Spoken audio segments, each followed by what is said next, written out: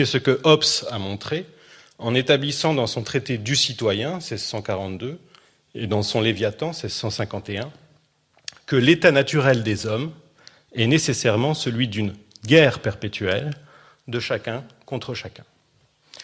L'avènement du politique relèguerait cette perpétuité conflictuelle ou agonistique dans un passé d'autant plus inassignable qu'il serait au fond celui du temps d'avant l'histoire elle-même.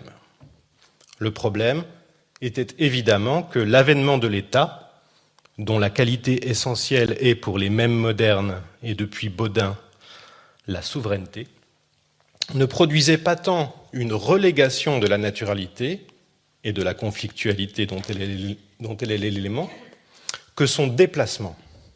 L'institution politique signifiait en fait l'invention d'une seconde nature, aussi polémique que la première, celle qui caractérisait désormais les rapports mettant aux prises ces êtres artificiels que sont les États. De la guerre perpétuelle entre individus, on passait à la guerre perpétuelle entre États.